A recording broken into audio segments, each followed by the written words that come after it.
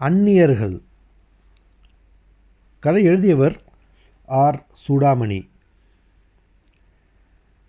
வா வா என்பதற்கு மேல் எதுவும் சொல்ல முடியவில்லை. மகிழ்ச்சி வாயை அடைத்து மூச்சு திணற வைத்தது. பார்வையும் புன்சிரிப்புமே பேசின.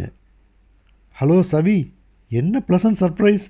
நீ ஸ்டேஷனுக்கு வருவேன்னு நான் எதிர்பார்க்கலே என்று முகமலர்ச்சியுடன் கூறியவாறு சௌமியா அவளிடம் விரைந்து வந்தாள்.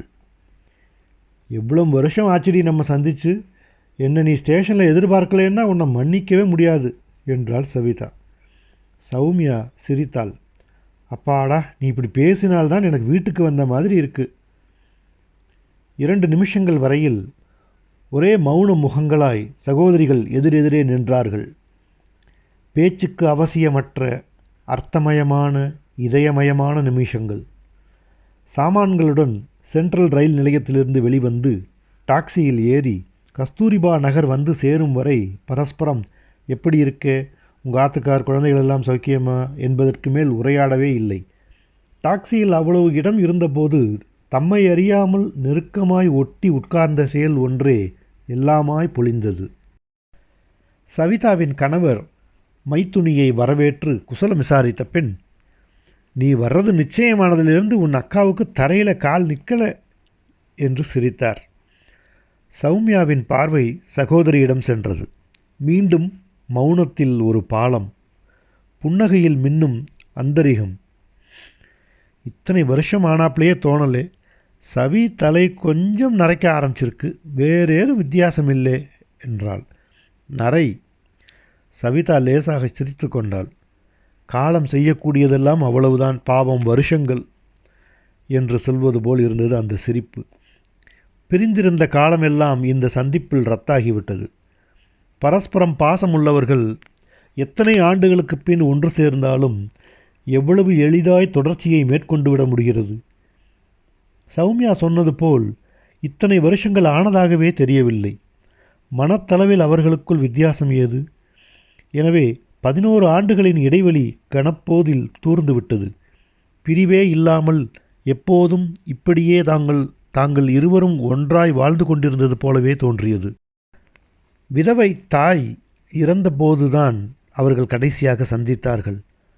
அந்த சூழ்நிலையே வேறு. வெவ்வேறு இடங்களிலிருந்து பறந்து வந்து ஒன்று சேர்ந்ததெல்லாம் ஒரு துக்கத்தில் பங்கு கொள்ள. அப்போது நிலவிய நெருக்கமும் ஒருமையும் அந்த துக்கத்தின் அம்சங்கள். பேச்செல்லாம் அம்மாவும் அவள் இறுதியின் விவரங்களும் தான். காரியங்கள் முடிந்தபின் அவரவர்களின் இடத்துக்கு திரும்பிவிட்டார்கள்.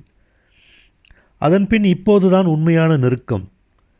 சிறிது காலமாக ஒருவித இரத்த சோகையால் பலவீனமுற்றிருந்த சௌமியாவை அவள் கணவர் சவிதா குடும்பத்தினரின் அழைப்பின் பேரில் தாமும் குழந்தைகளும் வீட்டை கவனித்துக் கொள்வதாய் சொல்லிவிட்டு ஒரு மாறுதலுக்காக அவளுடைய அக்காவிடம் பம்பாயிலிருந்து அனுப்பி வைத்தார். இப்போது சென்ற காலத்தை சகோதரியர் இருவருமாய் மீண்டும் பிடித்து கொண்டு வந்துவிட்டாற் போல் தோன்றியது. முதல் நாளின் மௌனத்துக்கு பிறகு அந்தரிகமும் தோழமையும் பேச்சில் உடைப்படுத்து கொண்டன. அக்காவுக்கும் தங்கைக்கும் பேசி மாளாது போலிருக்கே என்று சவிதாவின் கணவர் பரிகசிப்பார். அவள் மக்கள் கிண்டலாய் சிரிப்பார்கள். அது ஒன்றுமே சவிதாவுக்கு உரைக்கவில்லை. பேச்சு என்றால் அதில் தொடர்ச்சி கிடையாது, அல்லது அத்தொடர்ச்சி தனிவகைப்பட்டது. ஒரு நாள் பேசியிருந்த விஷயத்தை பற்றி அடுத்த நாளோ 3ஆம் நாளோ வேறொரு சந்தர்ப்பத்தின் இடையே திடீரென்று அதுக்காகத்தான் நான் சொல்கிறேன் என்று தொடரும்போது இழைகள் இயல்பாய் கலந்து கொள்ளும். அவர்களுக்கு தொடர்ச்சி விளங்கிவிடும். மேலே தெரியும் சிறு பகுதியை விட பன்மடங்கு பெரிய அளவு நீரின் கீழே மறைந்திருக்கும் பனிப்பாறையைப் போல் இருந்தது உடன்பிறப்பின் பந்தம். வெளியே தலை நீட்டும் சிறு தெரிப்புகளுக்கு ஆதாரமாய் அடியில் பிரம்மாண்டமான புரிந்து கொள்ளல். மற்றவர்களுக்கு உரைப்பு சமையலை பரிமாறிவிட்டு தானும் தங்கையும் மட்டும் காரமில்லாத சாம்பாரை உட்கொள்ளும்போது அந்த ஒத்த ருசி இன்னும் ஆழ்ந்த ஒற்றுமைகளின் சிறு அடையாளமாக தோன்றியது. அவ்விருவருக்கும் காஃபியில் ஒரே அளவு இனிப்பு இருக்க வேண்டும். இருவருக்கும் அகலக்கரை போட்ட புடவைதான் பிடிக்கும். மாலை உலாவலை விட விடியற்காலையில் நடந்துவிட்டு வருவதில்தான் இருவருக்கும் அதிக இஷ்டம். உறக்கத்தின் இடையே இரவு 2 மணிக்கு சிறிது நேரம் கண்விழித்து நீர் அறிந்துவிட்டு மறுபடி தூங்கப் போகும் வழக்கம் இருவருக்கும் பொது. இப்படி எத்தனையோ ஒரே வேரில் பிறந்த சின்ன சின்ன இணக்கங்கள், ஒவ்வொன்றுமே ஒவ்வொரு இனிமை. சவிதாவுக்கு 40 வயதாகப் போகிறது. சௌமியா அவளை விட 3.5 வயது இளையவள். ஆனால் அந்த இனிமைக்கு சிரஞ்சீவி யவ்வனம். ஏனென்றால் அவர்கள் இருவரும் ஒன்று. வைத்தியமும் நடந்தது ஒரு கடமை போல. சவிதா சகோதரியை உற்று பார்த்தாள். உனக்கு ரத்தம் கொஞ்சம் ஊறி இருக்குன்னு நினைக்கிறேன். முகம் அத்தனை வெளியிடனாப்புல இல்லை. உன் கை பாகந்தான், இல்லைன்னா பம்பாயில் பார்க்காத வைத்தியமா என்று சௌமியா சிரித்தாள். தயிரில் ஊற வைத்து சர்க்கரை சேர்த்த வற்றலை ஸ்பூனால் எடுத்து சாப்பிட்டவாறு இருவரும் உட்கார்ந்து பேசிக்கொண்டிருந்தார்கள். அந்த டிஃபன் அவர்கள் பிறந்தகத்தில் பழக்கம். இங்கே யாருக்கும் இது பிடிக்கிறதில்லை. இப்போ தான் எனக்கு ஜோடியாக சாப்பிட நீ வந்திருக்க என்று கூறி மகிழ்ச்சியுடன் தயாரித்திருந்தாள் சவிதா. மாலை 4:30 மணி இருக்கும். சவிதாவின் மூத்த மகன் ராஜு 19 வயதான எம்எஸ்சி முதல் ஆண்டு மாணவன். கல்லூரியிலிருந்து திரும்பி வந்தான். அம்மா, நாளைக்கு எங்கள் காலேஜில் எம்எஸ்சி முடிச்சுட்டு போகிற ஸ்டூடெண்ட்ஸுக்கெல்லாம் பிரேக்கப் பார்ட்டி நடக்கிறது. நான் நாளைக்கு சாயங்காலம் வீட்டுக்கு வரமாட்டேன். ராத்திரி தங்கிட்டு அடுத்த நாள் தான் வருவேன் என்றான். சரி என்றாள் சவிதா. சௌமியா அவனை ஏறிட்டு பார்த்தாள். நீ முதல் வருஷ ஸ்டூடெண்ட் தானே ராஜு? ஓவர் நைட் இருந்து தான் ஆகணுமா? ஆகணும்னு ஒன்றும் இல்லை சித்தி. ஆனால் எனக்கு ஆசையாக இருக்குது. என் ஃப்ரெண்ட்ஸ் ரொம்ப பேர் இருக்க போகிறா. அவன் அங்கிருந்து சென்ற பின் சௌமியா, இதையெல்லாம் அத்திம்பேர் அனுமதிக்கிறாரா சவி என்றாள். ஆமாம். நீயும் வேணான்னு சொல்கிறது இல்லையா? எதுக்கு சொல்லணும்? இப்படியெல்லாம் வீட்டை விட்டு வெளியே தங்க ஆரம்பித்து தான் இந்த நாள் பசங்க எல்லா வழக்கங்களையும் கற்றுக்கிறா இல்லையா? சுருட்டு, கஞ்சா, குடி, அப்புறம் கோயட் வேறு. நான் இப்போது ராஜுவை பற்றி பர்சனலாக சொல்லலை. புரியுறது சௌமி. ஆனால் காலம் மாறுறதை நம்ம தடுத்து நிறுத்திட முடியுமா? குழந்தைகளை நான் தடுத்து காப்பாற்றலாமே. உலகம்னா இப்படியெல்லாம் இருக்குன்னு தெரிஞ்சுன்னு தான் இந்த நாள் பசங்க வாழ்ந்தாகணும். அதுக்கு மேல் ஒழுங்காகவோ ஒழுக்கங்கெட்டோ நடந்துக்கிறது அவா கையில் இருக்குது. பெரியவாளுடைய கண்ட்ரோலில் அவசியமே இல்லைங்கிறியா? கண்ட்ரோல் பண்ணினா இன்னும் பிச்சுண்டு கிளம்பும், அவ்வளவுதான். குழந்தைகளுக்கு உதவி தேவை. அப்பா அம்மா வேற எதுக்கு தான் இருக்கா? தங்களுடைய அன்பு என்றைக்கும் அவளுக்கு திறந்தே இருக்கும்னு குழந்தைகளுக்கு காட்டத்தான். வேற எப்படி உதவ முடியும்? சிறிது நேரம் இருவரும் பேசவில்லை. ஒரே சீராய் போய்க் கொண்டிருந்த ஒன்றில் சிறு இடறல் உணர்வா? சௌமியா தன் டிஃபன் தட்டை மேஜை மேல் வைத்தாள். வற்றல் இன்னும் மீதம் இருந்தது. சவிதா கனநேரம் அமைதி இழந்தாள். பிறகு கையை நீட்டி தங்கையின் கையை மெல்ல பற்றி அமுக்கினாள். இதை பற்றி கவலைப்படாதே சௌமி. அடிபட்டுக்காமல் யாரும் வளர முடியாது. குழந்தைகளை பொத்தி பொத்தி வச்சுக்க முடியுமோ? முதல்ல அவள் அதை ஏற்றுப்பாளா? சொல்லு. போகட்டும். புதுசாக ஒரு ஹிந்தி படம் வந்திருக்கே, போகலாமா? நீ அதை ஏற்கனவே மும்பாயில் பார்த்துட்டியா? இன்னும் பார்க்கல, போகலாம். புதிய திரைப்படத்தை பார்த்துவிட்டு வந்து அன்று சகோதரிகள் வெகுநேரம் அதை பற்றி விவாதித்தார்கள். சௌமியாவுக்கு படம் பிடிக்கவில்லை. இப்படி பச்சையாக எடுத்தால்தான் நல்ல படம்னு அர்த்தமா? இப்போதெல்லாம் சினிமா, இலக்கியம் எல்லாத்துலேயும் இந்த பச்சைத்தனம் ரொம்ப அதிகமாக அசிங்கம் வாங்கிட்டு வருது. உனக்கு அப்படி தோணலை என்றாள்.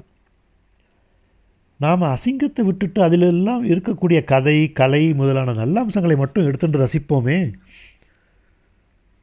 முதல்ல விஷத்தை கொட்டுவானே, அப்புறம் அதில் நல்லது எங்கேன்னு தேடின்னு இருப்பானே. தும்பை விட்டுட்டு வாழை பிடிக்கிற சமாச்சாரம்தான். அன்று இரவு சௌமியா தன் பெட்டியில் இருந்து 2 ஆங்கில சஞ்சிகைகளை எடுத்து குறிப்பிட்ட பக்கங்களை திருப்பி சகோதரியிடம் கொடுத்தாள். சவிதாவின் கண்கள் விரிந்தன. அட, உன் பேர் போட்டிருக்கே. கதையா? நீ கதை கூட எழுதுறியா? எப்பேலேருந்து எனக்கு சொல்லவே இல்லையே. வெக்கமாக இருந்தது. மெல்ல சொல்லிட்டு காட்டலான்னு தான் எடுத்துன்னு வந்தேன். இப்போது 1 வருஷமாக தான். எப்போவானும் சும்மா ஆசைக்கு படித்து பாரேன். படித்ததும் சவிதாவுக்கு உற்சாகம் தாங்கவில்லை. ரொம்ப அருமையாக எழுதியிருக்கேன் சௌமி. நீ காலேஜில் இங்கிலீஷில் மெடலிஸ்ட்னு ஒவ்வொரு வரையும் சொல்கிறது அற்புதமான நடை. நடை கிடக்கட்டும், விஷயம் எப்படி? சவிதா ஒரு கணம் தயங்கினாள். பிறகு, நல்ல கதை தான், ஆனால் நவீன ஃபேரி டேல்ஸ் மாதிரி இருக்குது என்றாள்.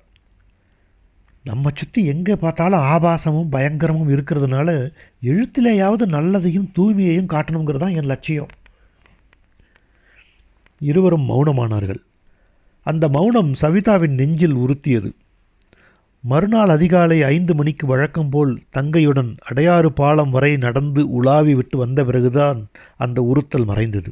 அப்பாடா, எல்லாம் முன்பு போல் ஆகிவிட்டது. 9 மணிக்கு நூலகத்திலிருந்து சேவகன் புதிய வாராந்திர புத்தகங்களை கொண்டு வந்து கொடுத்துவிட்டு பழையவற்றை வாங்கி கொண்டு போனான். சௌமியா புதிய புத்தகங்களை எடுத்து பார்த்தாள். 2 மெலிதாய் இருந்ததன் தலைப்பையும் ஆசிரியர் பெயரையும் கண்டதும், ஓ, இந்த புஸ்தகமா? நான் படிச்சிருக்கேன். சவி, நீ இதை அவசியம் படி, உனக்கு ரொம்ப பிடிக்கும் என்று சொல்லிவிட்டு சிரித்தாள். சவிதா அப்புத்தகத்தை படித்து முடித்த பின் வெகுநேரம் அசையாமல் உட்கார்ந்திருந்தாள். எவ்விதமான இலக்கிய தரமோ மானிட ரீதியான வெளிச்சமோ இல்லாத வெறும் மஞ்சள் குப்பை அந்த நூல். இதையா அவளுக்கு பிடிக்கும் என்றாள் சௌமியா? அவள் சொன்னதில் இருந்ததெல்லாம் சௌமியா புரிந்து கொண்டது அவ்வளவுதானா? ஈராஸ் தேட்டரில் வர ஒவ்வொரு தமிழ் படத்துக்கும் அவளை அழைச்சிட்டு போயிடுறியே, சௌமி மேலே உனக்கு என்ன கோபம் என்றார் அவள் கணவர்.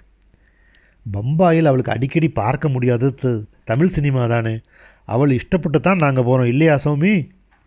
ஓரா என்றாள் சௌமியா.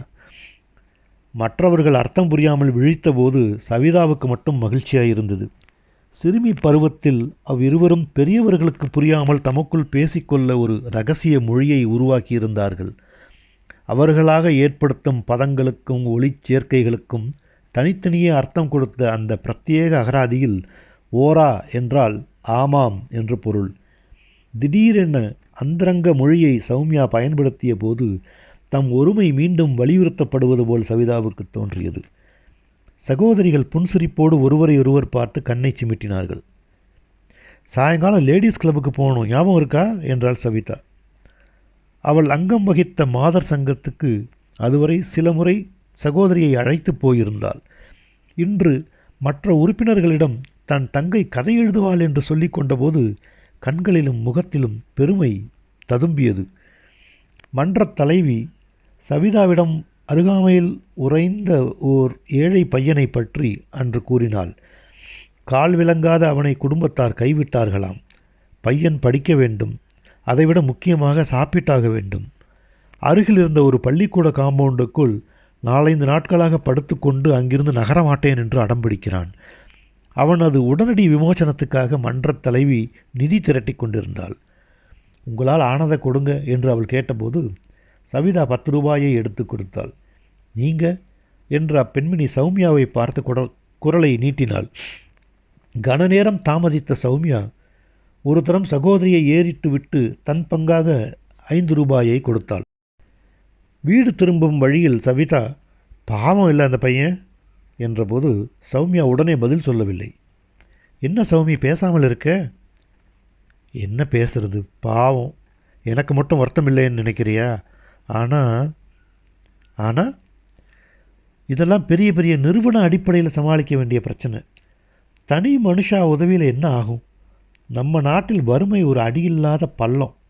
அதில் எத்தனை போட்டாலும் நிரம்பாது. அதனால் போட்டு என்ன பிரயோஜனம்? அடியில்லாத பள்ளம்தான், போட்டு நிரம்பாது தான். அதனால் போட்ட வரைக்கும் பிரயோஜனம் தானே. சட்டென்று பேச்சு தோய்ந்தது. இருவரும் மௌனமாகவே வீடு வந்து சேர்ந்தனர். இப்போதெல்லாம் மௌனம் பேச்சின் மகுடமாக இல்லை. ஹாலுக்குள் அவர்கள் நுழைந்தபோது அங்கு ஒரே கூச்சலாக இருந்தது. சவிதாவின் 14 வயதான மகளின் கையிலிருந்து அப்போதுதான் வந்திருந்த பத்திரிகையை பிடுங்குவதற்காக அவளை விட 2 வயது இளையவனான தம்பி ஓடி ஓடி துரத்தி கொண்டிருந்தான். குடுறியாத என்கிட்ட, போடா தடியா, நான் பார்த்துட்டு தான். அமிதாப் பச்சனை உடனே பாக்காட்ட தலை வெடிச்சிடுமோ? இருவரும் கத்திக்கொண்டே விடாமல் ஓடினார்கள். சோஃபாவுக்கு பின்னிலிருந்து வேகமாய் திரும்பி பாய்ந்தபோது பையன் சுவர் அலமாரியில் மோதிக்கொண்டான். அதன் கண்ணாடி கதவு உடைந்து உள்ளே வைக்கப்பட்டிருந்த ஒரு உயரமான கட் கிளாஸ் ஜாடி பக்கவாட்டில் சரிந்தது. அது கீழே விழுமுன் சவிதா ஓடிப்போய் அதை பிடித்து கொண்டாள். அவள் முகம் சிவந்திருந்தது. கடங்காரா, அது என்ன கண்மூடித்தனமான ஓட்டம்? இப்போ இது உடஞ்சிருந்தா என்ன ஆயிருக்கும் என்று மகனை பார்த்து மூச்சிறைக்க கோபமாக கத்தினாள். பையன் தலை கவிழ்ந்தது. சாரிம்மா. வேகம் அடங்கி அவனும் அவன் அக்காவும் அறையை விட்டு வெளியேறினார்கள். சவிதாவின் படபடப்பு அடங்க சிறிது நேரம் ஆயிற்று. சௌமியா அவளையே பார்த்து கொண்டிருந்தாள். பாரேன் சௌமி, நம்ம அப்பா அம்மா கொடுத்ததுன்னு நான் இதை ஒரு பொக்கிஷம் மாதிரி காப்பாற்றி வச்சுட்டுருக்கேன். அது தெரிஞ்சும் இந்த குழந்தைகளுக்கு எத்தனை அஜாக்கிரதை. சௌமியா ஏதும் சொல்லவில்லை. இது உடஞ்சிருந்தா எனக்கு உயிரே போனாப்புல இருந்திருக்கும். இதன் ஜோடியை உனக்கு கொடுத்தாலே நீயும் பத்திரமா தான் வச்சுருப்ப இல்லையா? பத்திரமா தான் இருக்கு. இதே மாதிரி ஹாலில் தான் பார்வையாக வச்சுருக்கியா நீயும்? வச்சுருந்தேன். அப்படின்னா மேல் ஃப்ளாட் பொண்ணு அதை பார்த்து ரொம்ப அழகாக இருக்குன்னு பாராட்டினான். அதனால் அவளோட கல்யாணத்துக்கு பரிசாக கொடுத்துட்டேன். சவிதா அதிர்ந்து நின்றாள். என்ன கொடுத்துட்டியா? அதை விட்டு பிரிய உனக்கு எப்படி மனசு வந்தது? ஏன் வரக்கூடாது? அப்பா அம்மா நினைவா? அப்பா அம்மாவை நினைவு வச்சுக்க நினைவு சின்னங்கள் வேணுமா என்ன? மீண்டும் கத்தி முனையில் வினாடி இடறியது. சகோதரிகள் ஒருவரையொருவர் தீவிரமாய் வெறித்தார்கள். பார்வையில் குழப்பம். நான் போய் நமக்கு காஃபி கலக்கிறேன் சவி. ஜாடியை ஜாக்கிரதையாக வச்சுட்டு வா. ஒரே அளவு இனிப்பு சேர்த்த சர்க்கரை காஃபியை அவள் எடுத்து வர இருவரும் பருகினார்கள். நழுவிப் போகும் ஒன்றை இழுத்து பிடித்து கொள்ளும் செயலாய் அது இருந்தது. அதற்குள்ளாகவா 2 மாதங்கள் முடியப் போகின்றன? அந்த ஏக்கம் இருவர் பார்வையிலும் தெரிந்தது. அடிக்கடி ஒருத்தி தோழமையை மற்றவள் நாடி வந்து உட்கார்ந்து கொள்வதிலும், இது அவளுக்கு பிடிக்கும் என்று பார்த்து பார்த்து செய்வதிலும் அடுத்த சந்திப்பு எப்போவோ என்ற தாபம் துணித்தது.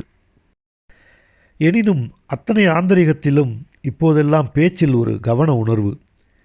சிரித்து கொண்டே அரட்டை அடிக்கும்போது, பழைய நினைவுகளையோ இத்தனை வருஷ கதைகளையோ பகிர்ந்து மகிழும்போது சட்டென்று எழும்பிவிடக்கூடிய சுருதி பேதத்தை தவிர்க்க முனைந்து கொண்டே இருக்கும் ஒரு ஜாக்கிரதை.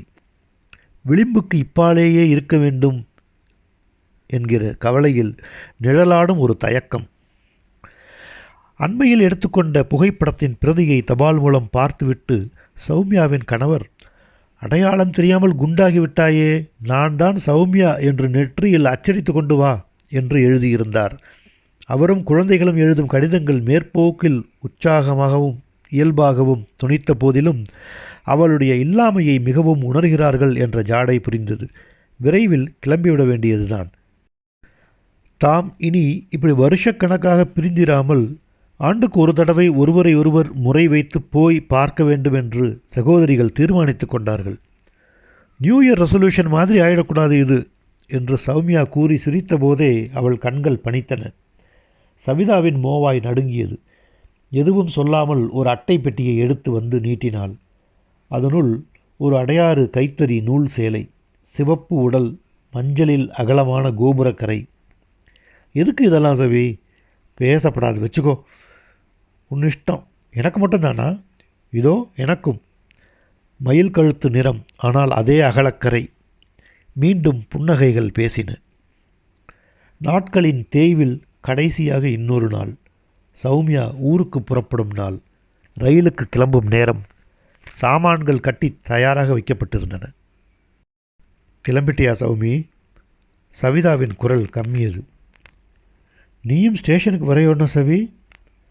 ஆவலுக்கு ஆவல் பதிலளித்தது. கட்டாயம். எப்போ எந்த ஊருக்கு கிளம்புறதுக்கு முந்தையும் சுவாமிக்கு நமஸ்காரம் பண்ணுறது என் பழக்கம். சவிதா மௌனமாயிருந்தாள். சௌமியாவின் கண்களில் கலக்கம் தெரிந்தது. ஆனால் இங்கே பூஜாரியே இல்லையே என்றால் தொடர்ந்து. இல்லாட்டி என்ன, மனசிலேயே வேண்டிக்கோயேன். நம்பிக்கை இருந்தால் அது போராதா? நம்பிக்கை இருந்தால் அப்படின்னா உன் நம்பிக்கை அந்த மாதிரி சொல்கிறையா? திடீரென்று சௌமியாவின் முகம் மாறியது. அல்லது உனக்கு நம்பிக்கையே இல்லைன்னு அர்த்தமா? நான் அதை பற்றி எதுவும் யோசித்து பார்த்தது கிடையாது. சவிதாவுக்கு சங்கடம் மேலோங்கியது. இப்போ எதுக்கு விவாதம் சௌமி? ஊருக்கு கிளம்புற சமயத்தில் என்ன சவி இது? எவ்வளோ பெரிய விஷயத்தை பற்றி உனக்கு ஏதும் தீர்மானமான அபிப்பிராயம் இல்லையா? இதை ஒரு பெரிய விஷயம்னு நான் நினைக்கல. சௌமியாவின் கண்கள் அதிர்ச்சியில் பிதுங்கின. அவர்களுடைய சிறுமி பருவத்தின் சூழ்நிலை எத்தனை பக்திமயமானது! அம்மா அன்றாடம் பூஜை செய்வாள். சாயங்காலமானால் போய் சுவாமி அறையிலும் துளசி மடத்திலும் விளக்கு ஏற்றுங்கோடி என்று பணிப்பாள். அவர்களை வெள்ளிக்கிழமை தவறாமல் கோவிலுக்கு அழைத்து போவாள். தோத்திரங்கள் எல்லாம் சொல்லிக் கொடுப்பாள். வாழ்க்கையில் எந்த கஷ்டத்திலையும் துணை இருக்கிறது ஆண்டவன் பெயர் ஒன்று தான் என்று போதிப்பாள். தான் அந்த வழியிலேயே நடந்து வந்திருக்க இவளுக்கு மட்டும் என்ன ஆயிற்று? தெய்வ நம்பிக்கை இழக்கிற மாதிரி உனக்கு அப்படி என்ன அனுபவம் ஏற்பட்டது சவி? அந்த நம்பிக்கை இழந்துட்டேனா இல்லையான்னு எனக்கே நிச்சயமாக தெரியாது. ஆனால் அனுபவம் நமக்கே ஏற்பட்டால் தானா? கண்ணும் காதும் மனசும் திறந்து தானே இருக்குது. போகட்டும், உலகத்தின் பிரச்சனைகளை எல்லாம் பார்க்குற போது இந்த விஷயம் ஒரு தலைபோகிற பிரச்சனை எனக்கு தோணலைன்னு வச்சுக்கோயேன். எத்தனை அலட்சியமாக சொல்லிட்ட. ஆனால் நான் தெய்வத்தை நம்பலைன்னா என்னால் உயிரோடையே இருக்க முடியாது. பார்வைகள் எதிரெதிராய் நின்றன. அவற்றில் பதைப்பு, மருள், சௌமியாவின் அதிர்ச்சி இன்னும் மாறவில்லை. தமக்கையை பார்த்த அவள் பார்வை இவள் யார் என்று வியந்தது. பிறகு கண்கள் விலகின. சவிதா தவிப்பும் வேதனையுமாய் நின்றாள். என்ன சொல்வதென்று தெரியவில்லை. எதை சொன்னாலும் அர்த்தம் இருக்கும் போலவும் தோன்றவில்லை. ஒன்றாய் பிறந்து வளர்ந்தவர்கள்தான். ஒரே மரபினாலும் ஒரே வகையான பராமரிப்பாலும் உருவானவைதான் அவர்களுடைய எண்ணங்களும் கண்ணோட்டங்களும் மதிப்புகளும். ஆனால் வளர வளர அவற்றில் எவ்வளவு வேறுபாடு! ஒவ்வொரு மனித உயிரும் ஓர் அலாதியா? அதன் தனிப்பட்ட தன்மையை ஒட்டித்தான் வாழ்க்கை எழுப்பும் எதிரொலிகள் அமைகின்றனவா? ஒருவரையொருவர் தெரியும் புரியும் என்று சொல்வதெல்லாம் கடைசியில் எத்தனை அறிவீனம்! எவ்வளவு நெருங்கிய உறவாய் இருந்தாலும் ஒவ்வொரு முறையும் ஒவ்வொருத்தரையும் ஒரு புதிய இருப்பாகத்தான் கண்டு அறிமுகம் செய்து கொள்ள வேண்டியிருக்கிறது. காலம் கொண்டு வரும் மாற்றம் வெறும் நரை மட்டுமல்ல. அன்பு அது அடி இழை, உள்ளுயிர்ப்பு. அது இருப்பதனாலேயே வேறுபாடுகளினால் அழிவு நேர்ந்து விடாதிருக்கத்தான் அது இருக்கிறது. மன்னிக்கவும் ஹெரால்ட் ராபின்ஸ், வாழ்நாள் முழுவதும் அந்நியர்களைத்தான் அன்பு செய்து கொண்டிருக்கிறோம். நாழி ஆறதே, பேசிகிட்டே இருந்தால் ஸ்டேஷனுக்கு கிளம்ப வேண்டாமா?